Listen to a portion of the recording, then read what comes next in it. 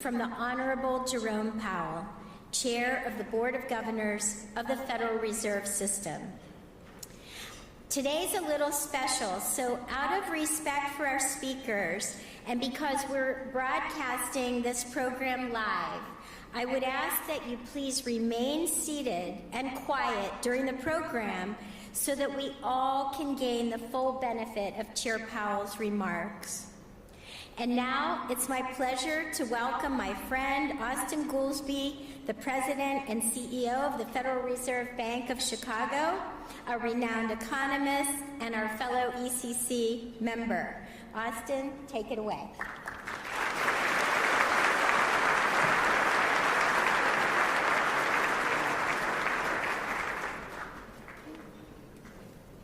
Thanks, Debbie. It is a real pleasure and delight. Should I move that for you? To introduce our guests, two of the firmament of economics and finance. First, let me introduce the moderator, my friend and professor at the University of Chicago Booth School of Business, Dr. Raghu Rajan, the Catherine Dusick Miller Distinguished Service Professor.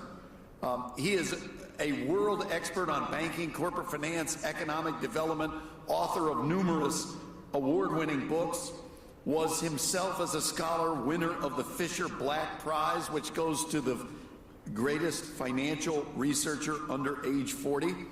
He's since over age 40, but he was the inaugural winner. He is a member of the Group of 30, and he was the 23rd governor of the Reserve Bank of India, and before that, chief economist and director of research at the International Monetary Fund. You probably know him as a regular contributor to the Financial Times. He speaks extensively on economic and financial issues. Please give a warm welcome to Professor Rajan.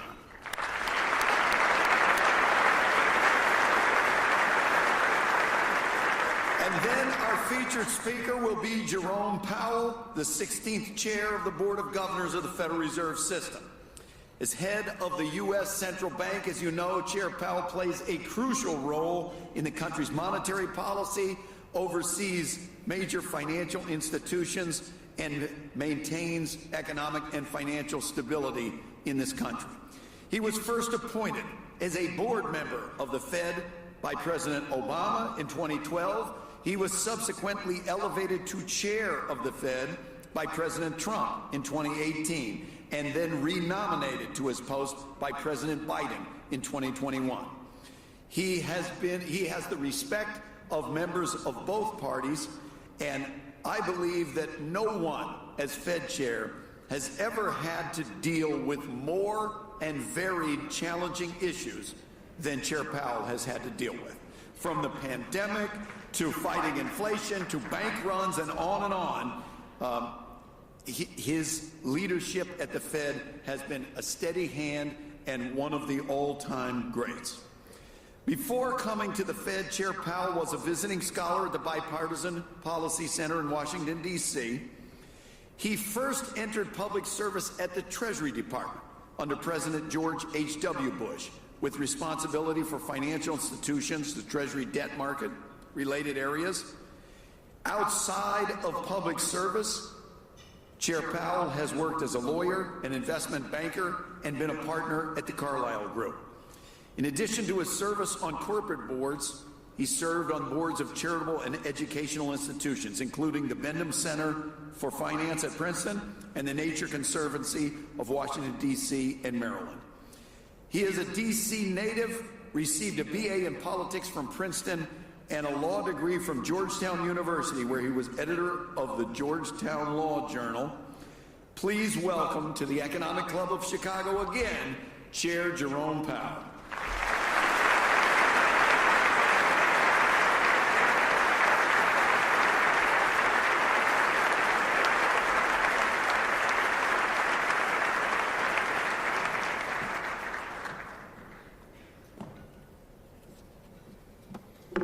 Thank you and good afternoon. It's great to be back in Chicago. And thanks for that kind introduction, Austin.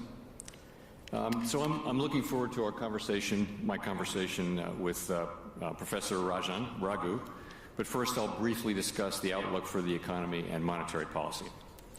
So, at the Fed, we are always focused on the dual mandate goals that Congress has given us: maximum employment and stable prices. Despite heightened uncertainty and downside risks, the U.S. economy is still in a solid position. The labor market is at or near maximum employment.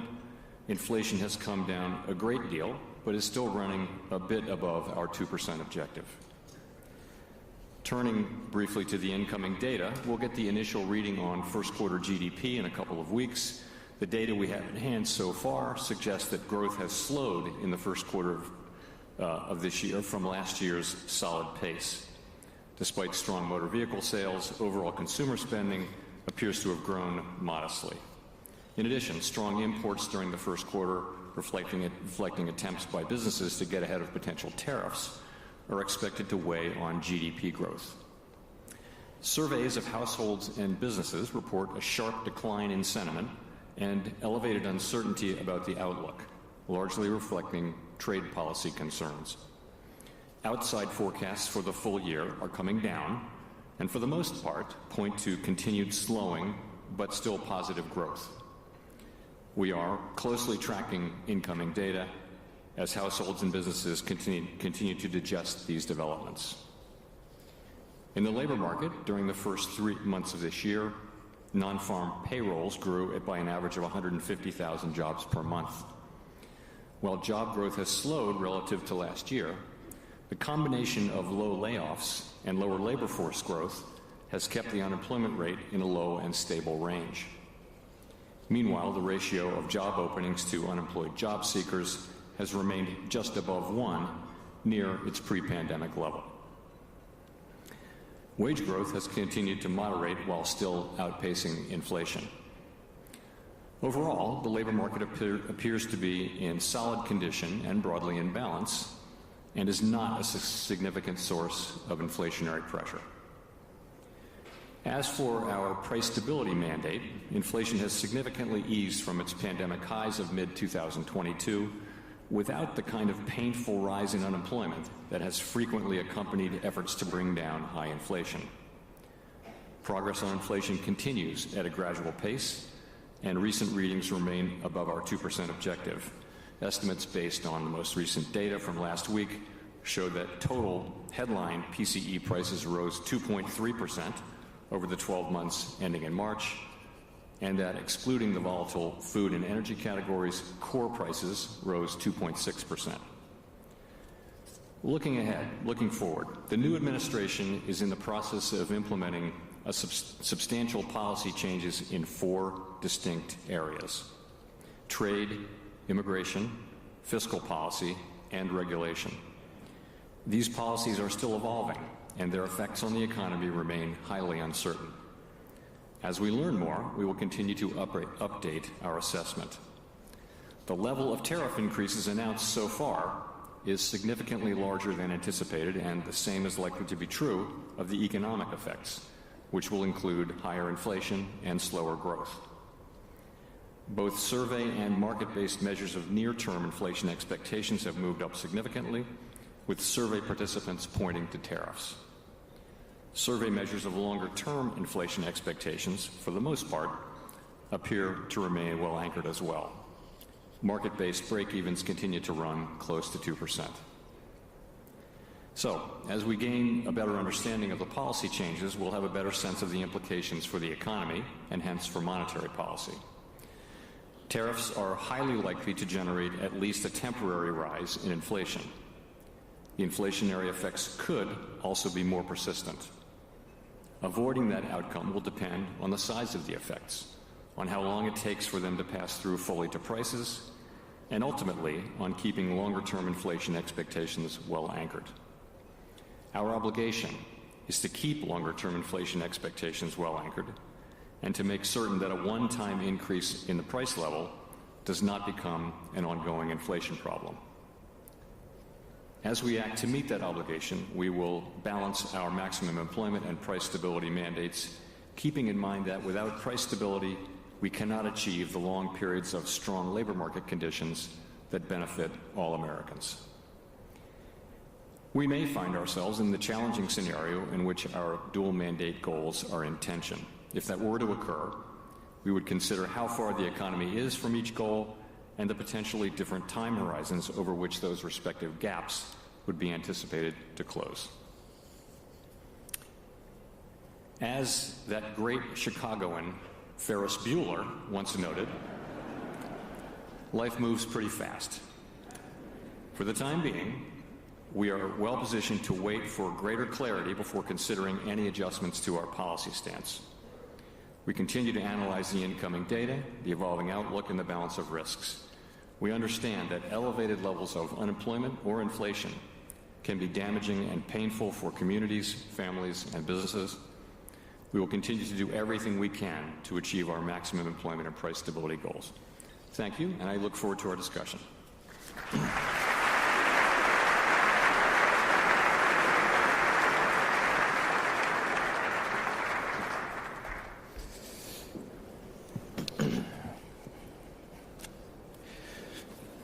Thank you very much, Chair Powell, for those remarks. I look forward to your elaborating on them in the course of the next 40 minutes or so.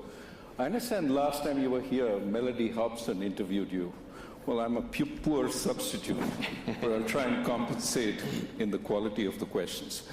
As you repeatedly emphasize, communication and transparency are very important for the Fed. I would like to get more from you on some of what you just said.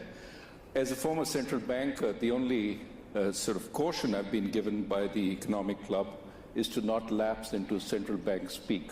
So I'll try my best not to do that. Let me start by saying you've guided the Fed through some really difficult events, including the pandemic, the dash for cash in March 2020, the great inflation, the banking crisis centered around Silicon Valley Bank, and then over the course of the last year, we've seen a growing possibility of a Fed-engineered soft landing. And now, it seems like everything has changed. In the course of a couple of months, JP Morgan has shifted to estimating the probability of a recession this year at around 60%. What do you think about all this? Well, first of all, thank you for being here today. It's a pleasure to be here with you. Actually, the appearance I did here was my very first appearance as chair 7.5 years ago, so it's great to be back. And I would agree with you that it's been an eventful 7 years. Putting it mildly, I keep waiting for the 3 months of calm, that never comes. But to your question, I guess to set the stage, let's look back at 2024. 2024 was a year where the economy grew 2.4%. Unemployment remained in the low fours, close to mainstream estimates of maximum employment, and inflation came down and was running at the end of the year around 2.5%. That's the economy that we had, and I won't decide how to characterize that, but that's where things were. Where we are now, again to your question, is the administration is, as I mentioned in my remarks, is implementing significant policy changes, and particularly trade now is the focus. And the effects of that are likely to move us away from our goals. So unemployment is likely to go up as the economy slows in all likelihood, and inflation is likely to go up as tariffs find their way, and some part of those tariffs come to be paid by the public. So that's the strong likelihood. And my hope is that we'll get through this and get back. Well, we're always going to be aiming for maximum employment and price stability. That's what we do. I do think we'll be moving away from those goals probably for the balance of this year, and then, or at least not making any progress, and then we'll resume that progress as we can. Let's talk a little more about tariffs. I mean, you recognize that some of the effects of the tariffs will be one-off, transitory, but you also have said that perhaps they will give room for a number of firms to raise prices. You mentioned dryers. When washing machine prices went up because of tariffs, dryer prices also went up in tandem, even though they weren't tariffed. What's your sense about the effects of tariffs on inflation? What would make them more persistent? And what would make them have effects on growth? So in a kind of a simple starting point is one tariff comes in that gets passed along in prices and raises inflation, but it's just a one-time thing. So the price level goes up, and that's it. But that can happen in some circumstances, but it depends on a number of things which we don't know yet. And I would point to a couple of them, or three of them actually. One is just the size of the effects. And as I mentioned, the tariffs are larger than forecasters had expected, certainly larger than we expected, even in our upside case. We looked at a range of cases. So that's one. The second one is how long does it take for the tariffs to have their effects on inflation? To the extent it takes longer and longer, that raises the risks that the public will begin to experience higher inflation. They'll come to expect it, and companies will come to expect it. So that risks higher inflation. And the third is just what I mentioned in my speech, which is my remarks, which is got to keep inflation expectations well anchored. So if we have those three things under control, that's what it will take. And indeed, our role is to make sure that this will be a one-time increase in prices and not something that turns into an ongoing inflation process. That's a big part of our job. What about the effects of tariffs on quantities? With the level of tariffs that, for example, have been currently applied on China, there's a fear that the supply chain may get disrupted, that firms may not be able to import their relevant stuff from China given the level of prices. If it turns into a supply shock, would the Fed's response be different than if it was primarily something which affected just prices? So I actually had dinner at the Chicago Fed last night and with a number of directors of various parts of the Chicago Fed, and many of them are CEOs of significant companies, and they this uncertainty that they're feeling and the issue with imported components to their products is just a huge issue. But with if you look back at the pandemic, if you remember, there was a shortage of semiconductors, and that led to a shortage of cars at a time of extremely high car demand. And it was a prolonged shortage because production couldn't keep up. And that led to an extended period, one of the things that led to an extended period of inflation. So when you think about supply disruptions, that is the kind of thing that can take time to resolve, and it can lead what would have been a one-time inflation shock to be extended, perhaps more persistent, and we would worry about that. In this case, you can look at the car companies, which their supply chains are likely seem to be on track to be disrupted significantly, and you would worry that process will take some years and that the inflationary process might be extended. So these are all of this is highly uncertain. We're thinking now really before the tariffs have their effects as how they might affect the economy, and that's why we're waiting really to see what the policies ultimately are, and then we can make a better assessment of what the economic effects will be. Let's move to immigration. You talked about the labor markets being in reasonable equilibrium right now. Of course, what we've seen over the last few months, months of the previous administration continuing into this administration, is immigration has fallen off considerably. What's your sense on how that will affect the labor market? So part of why growth was so strong in the last couple of years was just very high levels of immigration, and those people went to work.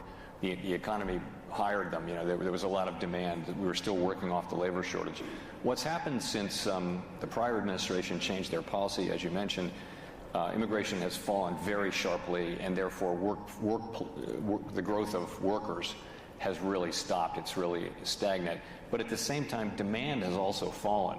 And so demand for workers, so payroll job creation has also fallen, and they've kind of fallen in tandem, which is why the unemployment rate has been pretty stable for about a year. So in a way, demand and coincidentally perhaps to some extent, demand and supply for workers has fallen. In terms of the effect on the labor market, right now we're still at full employment. And labor force participation is still strong. Wages have moved back down to levels that are now pretty sustainable, given an assumption about productivity. So the labor market's in a really good place.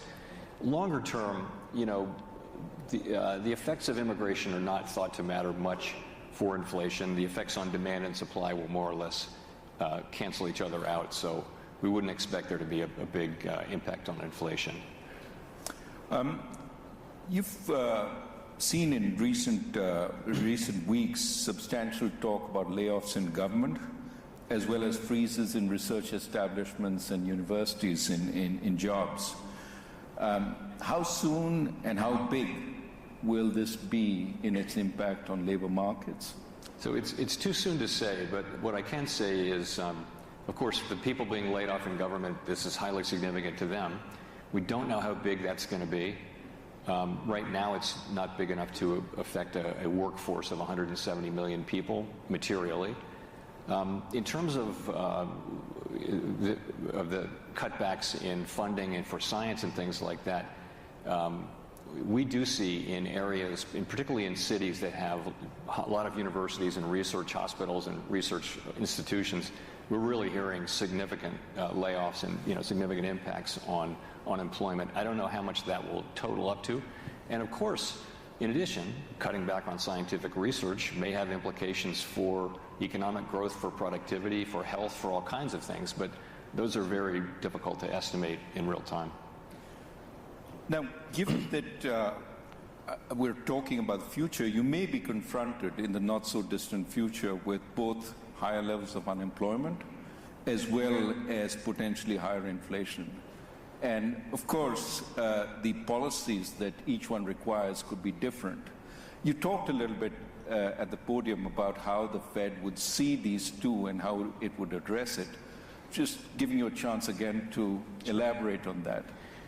Right. So most of the time, when the economy is weak, inflation is low, and unemployment is high, and both of those call for lower interest rates to support activity, and vice versa. So most of the time, the two goals are not in tension, and they're not really in tension now. The labor market is still strong, but the shock that we're experiencing, the impulses we're feeling, are for higher unemployment and higher inflation, and our tool only does one of those two things at the same time. So it's a difficult place for central banks, to be in terms of what to do. And so the best we can do is we actually have a little provision in our consensus statement, which is the thing that we vote on to embody how we approach these questions. What we say is we will look at how far the economy is from each of those two goals, and then we'll ask, might there be different paces at which they would approach those goals? We'll look at those things and think about them, and we'll make what will no doubt be a very difficult judgment. Again, we're not experiencing that now, but we could well be in that situation, as I mentioned in my remarks. Just want to pick up on a word that is often used today, uncertainty. As a respondent to a Dallas Fed survey said, I've never felt more uncertainty about my business in my entire 40-plus years career. The worry today is not just about immediate policy uncertainty, but an entire change in the U.S.'s economic.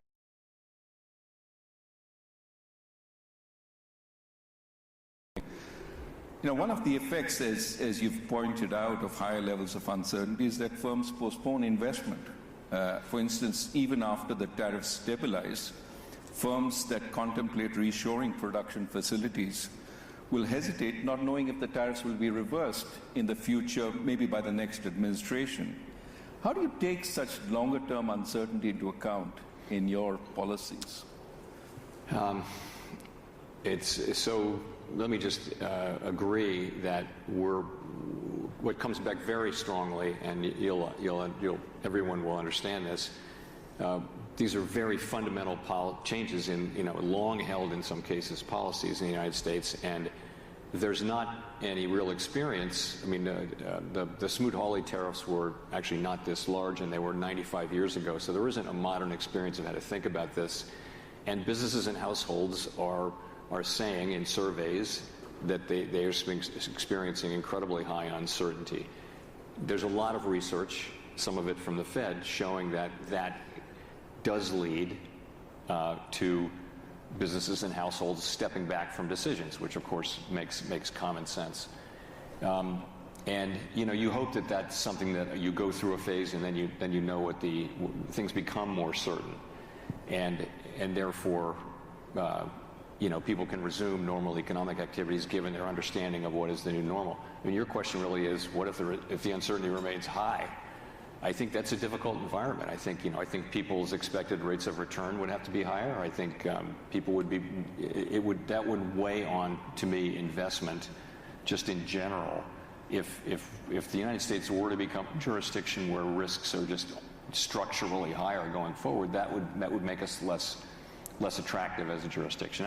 We don't know that at this point, but I think that would be the effect. Well, let me turn to financial markets. We've seen some volatility, especially stock market volatility. I mean, the levels of the VIX are up to the levels they were in the early days of the pandemic, coming off somewhat now. Some people believe the Fed will intervene if the stock market plummets, the so-called Fed put. Are they correct? I'm going to say no with an explanation. So what I think is going on in markets is markets are processing what's going on. And, it's really the policies, particularly the trade policy. And really the question is, where's that going to come in? Where's that going to land? And we don't know that yet. And until we know that, you can't really make informed assessments that would still be highly uncertain. Once you know what the policies are, it'll still be highly uncertain what the economic effects will be. So markets are struggling with a lot of uncertainty, and that means volatility. But having said that, markets are functioning, conditional on being in such a challenging situation. Markets are doing what they're supposed to do. They're orderly, and they're functioning just about as you would expect them to function. So we've seen volatility also in the bond market, and at a time when usually there's a flight to safety, we saw yields on the German Bund and the Japanese government bond come down, but we saw yields on U.S. Treasuries go up. What do you attribute this to? So I would just say the same thing. I think it's very hard to know in real time. I've had a lot of experience with significant moves, for example, in the bond market, where there's a narrative that people land on, and then 2 months later you look back and go, that was completely wrong. So I think it's very premature to say exactly what's going on. Clearly, there's some delevering going on among hedge funds in levered trades and things like that. It's also, again, it's the markets processing historically unique developments, and with great uncertainty, and I think you'll probably see continued volatility. But I wouldn't try to be definitive about exactly what's causing that. I would just say markets are orderly and they're functioning kind of as you would expect them to in this time of high uncertainty. So the Fed, in its last meeting, slowed the pace of shrinking of its balance sheet. Was this driven by uncertainty about how much reserves and liquidity the market needed, and you wanted to take a little more time to find that out? And flip side, you said the market was orderly. What if market disruptions emerge? Would the Fed intervene? So we think that reserves are still abundant. So we don't think we're close to the point, particularly close to the point where we would stop. But we were facing a situation in which, for other reasons, there were going to be big flows into and out of reserves as it had to do with the debt ceiling and the Treasury General account. For those of you who are Treasury market people, that'll make sense. But while those big flows are happening for over a period of 6 months, we would actually be shielded from being able to see evidence that we were or were not getting close to the level of less abundant reserves. And so we decided to slow the pace. We thought about pausing, and instead we debated it. It's one of these great debates that we have at the FOMC. We decided to slow the pace instead. And people really came to see the merits of that because, the slower we go, the less, the smaller the balance sheet can get without disruptions. And we want that process to continue, and now it's at quite a slow pace. So we think that's a really good thing. So that means it can go on for a longer amount of time, and we'll be able to reach kind of very carefully what we think is the right level of reserves. Still plenty of reserves. What about the international dollar-based system?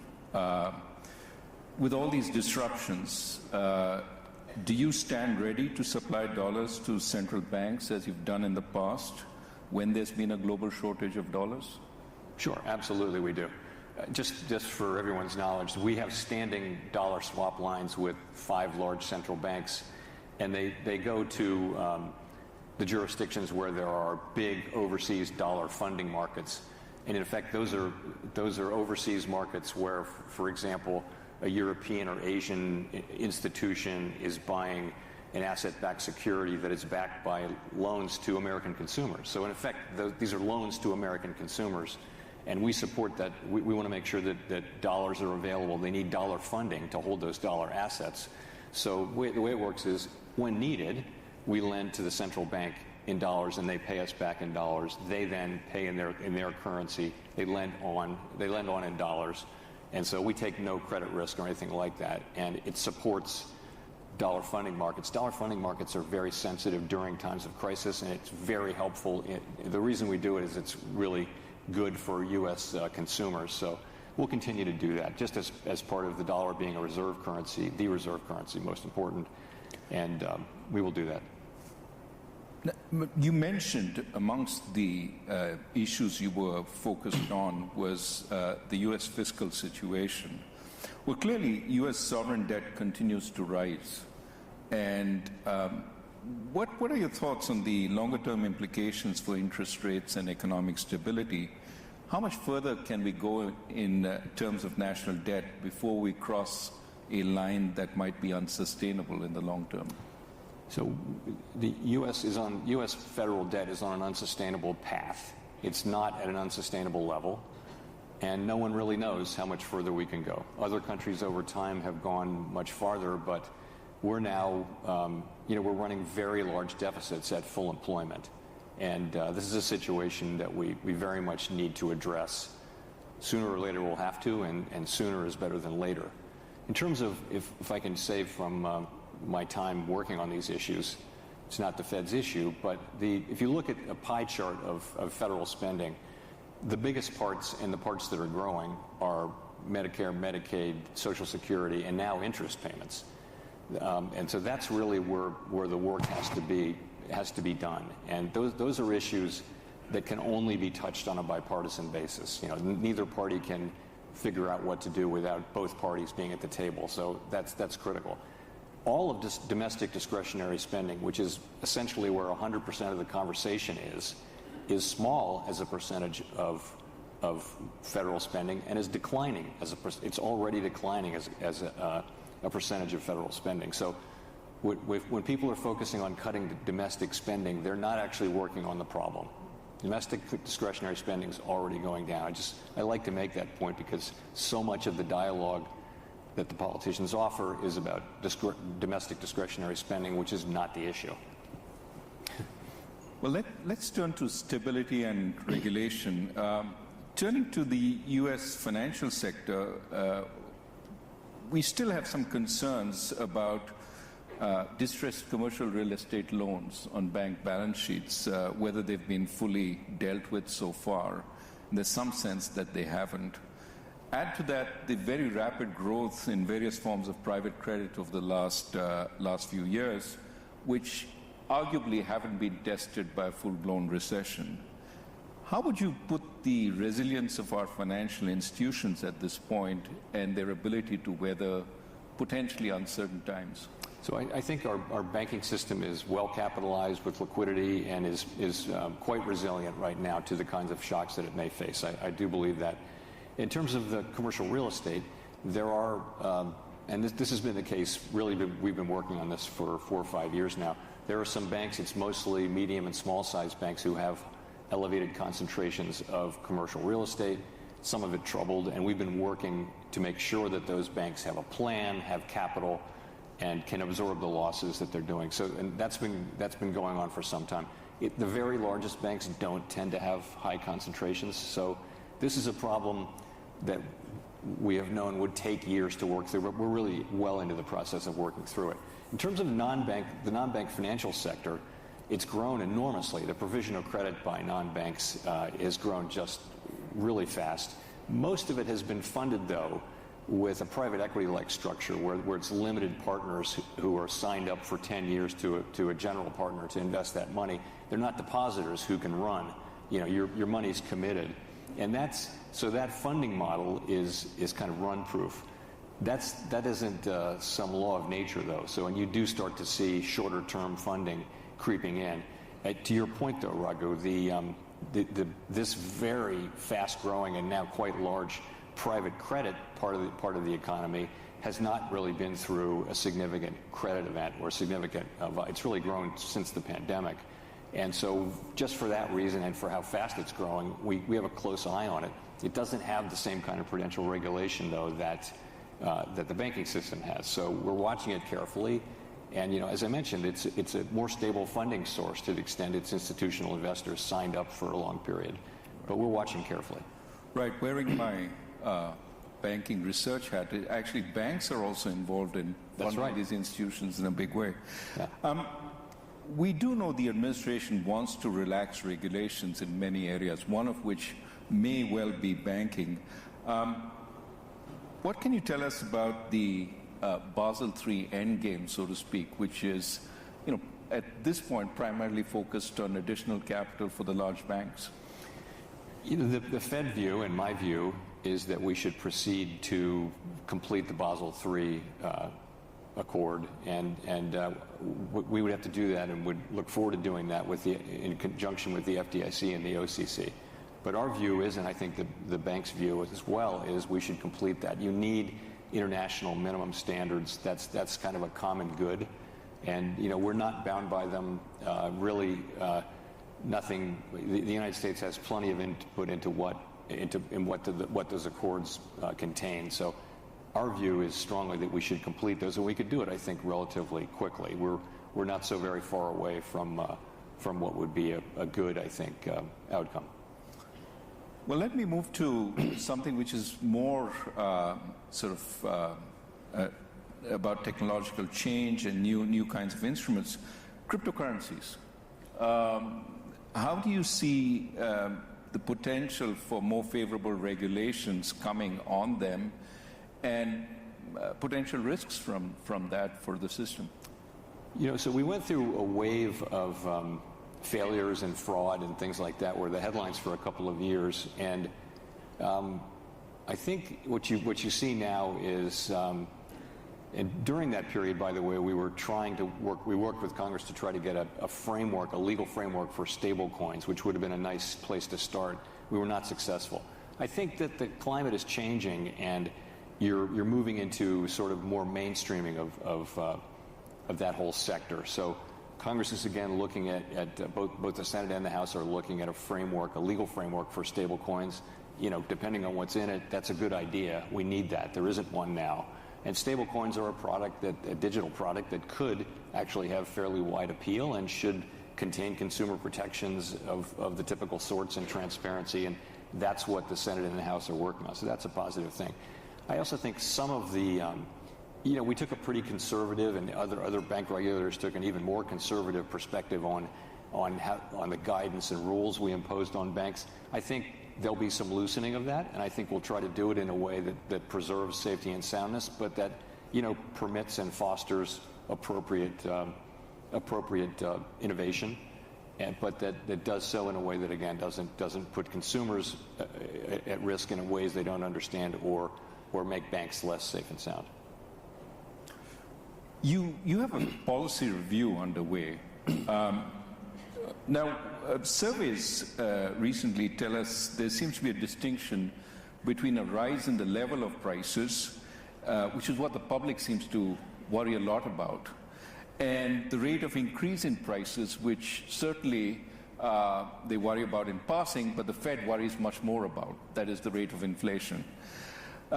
So even though we're coming down to 2%, people remember that over the last few years, it's been over 20% increase in prices. So as you start thinking about the policy review, is there any thought about how you might want to address this sort of challenge that it's the path of prices as much as the rate of change which matters? First of all, I think you're right, and I think the public is right. When we say inflation is back down to 2%, 2.5%, and we think that's a good thing, it is a good thing. But if you're paying 20% more than you were paying in 2021, that doesn't help you much. You're still paying a lot more than you used to be paying for the necessities of life. So it's just another way of saying people hate inflation, and it's easy to understand why. All we can really control is a world in which, in the world we were living in, prices don't go down in the aggregate except in extreme times that we don't want to court. So I don't think we couldn't have a framework where we're going to bring prices down by 10% or something. That's not something we'll be looking at. We're essentially looking at the best way to foster 2% inflation over time. And, the things we did back in, the changes we made in 2020 were really innovations around what to do when you're stuck near zero. Now we're well above zero. And it may be that we still need to have in our framework a way to deal with that, but perhaps the main case is not one where you're dealing with the effective lower bound, and that would be a framework that looks a lot more like the one that we had before 2020. Now, one of the tools you brought in to deal with the zero lower bound was quantitative easing. But you've also used quantitative easing to fix disruptions in the financial markets. Are you going to be more specific about what your objective is with quantitative easing as you go through this review? So in the beginning, it's typically we're using it for financial market function. That was the case with the global financial crisis and with the pandemic. And we did try to explain ourselves through the pandemic, and our explanations did change. But I think it's fair to say we might have done a better job of being clear about why we were doing, and that's something that we're aware of and looking at. No discussion is complete without talking about AI. Yeah. With AI coming fast and furious, it could affect productivity, it could affect employment. There are some people who say we will see for the first time technological unemployment in a serious way with AI. What are your thoughts about it, and how will it impact the Fed going forward? So like everyone who's been exposed to what it's capable of, it's beyond... I started thinking about it as like a better version of Google, but it's not. It's like a better version of a person, it can do amazing things. And so the question is, all through the 250 years of technological innovation, technology evolves and people worry that it's going to replace human labor and people will be unemployed. And that hasn't been the case. It may be the case in the short run, but in the long run, what it's done is raise human productivity and therefore living standards. So is this going to be the case where it eliminates more jobs than it creates? And we just don't know. You come back in 20 years, will it be the case that just people are much more productive in their work because of AI? Or will it be the case that AI has just replaced a lot of people? And I think it's very hard to say, but it truly is remarkable in what it's capable of. And it's, we had a demonstration by a Wharton professor recently, and you speak to it like it's a person, and it kind of responds like a person. And the things that it can do are really amazing. By the way, this is early days. They're talking about even the next couple of years will bring more dramatic breakthroughs. So I think it's one of the 2 or 3 things most likely to bring dramatic change to the economy all around the world in the next 20 years. And I'd say very hard to say how it shakes out.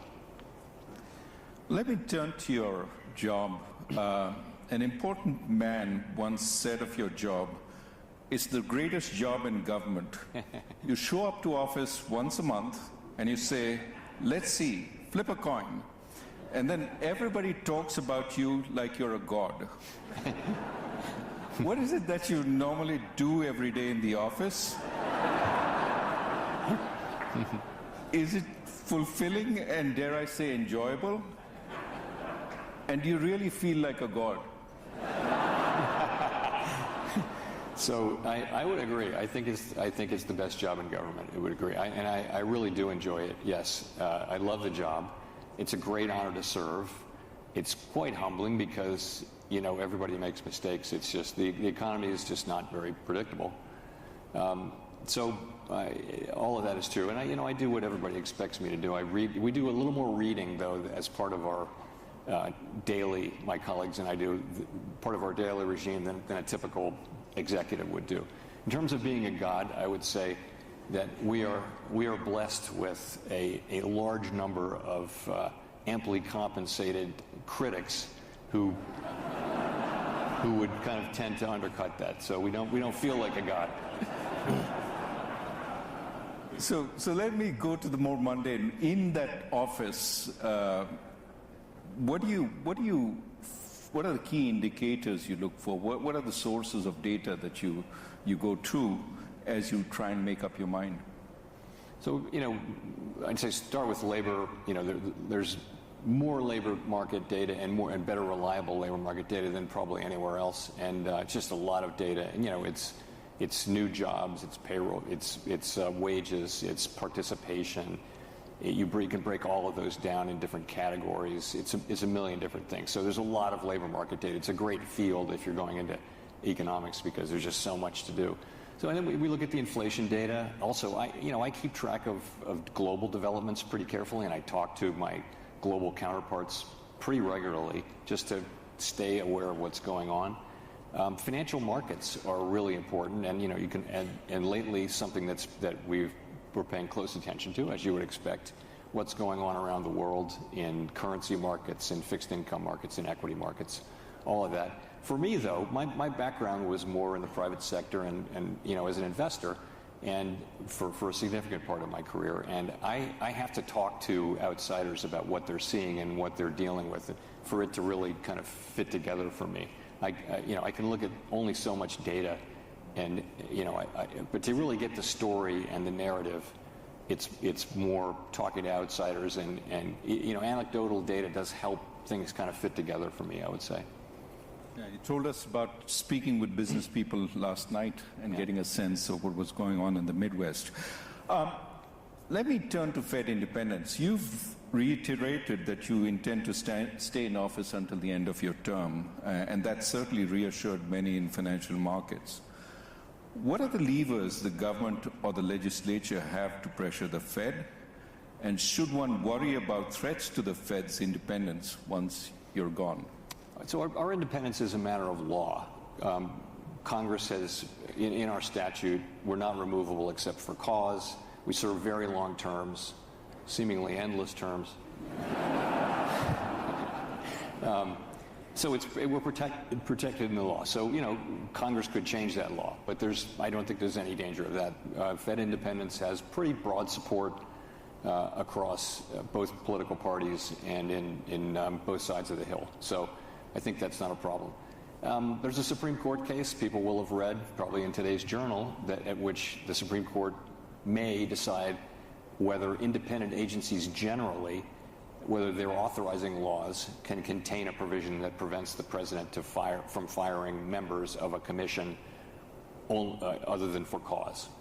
And that's a case that people are talking about a lot. I don't think that decision will apply to the Fed, but I don't know. It's a situation that we're monitoring carefully. Generally speaking, Fed independence is very widely understood and supported in Washington, in Congress, where it really matters. And, the point is we can make our decisions, and we will only make our decisions based on our best thinking, based on our best analysis of the data about what is the way to achieve our dual mandate goals as we can to best serve the American people. That's the only thing we're ever going to do. We're never going to be influenced by any political pressure. People can say whatever they want. That's fine. That's not a problem. But we will do what we do strictly without consideration of political or any other extraneous factors.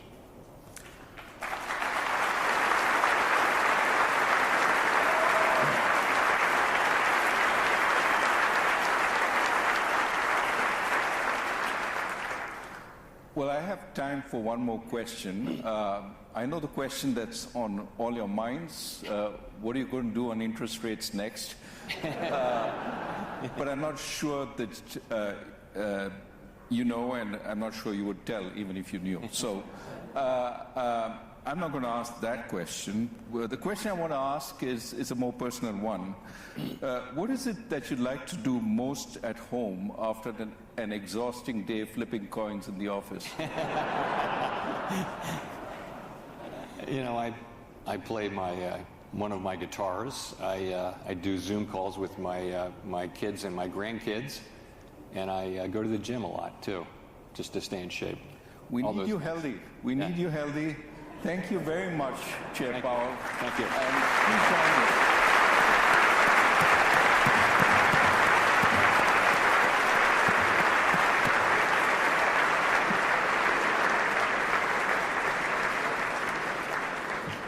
On behalf of the Economic Club of Chicago, thank you, Chair Powell and Dr. Rajan, for such a wonderful conversation. You are a national treasure, and I hope all of us can see how important Chair Powell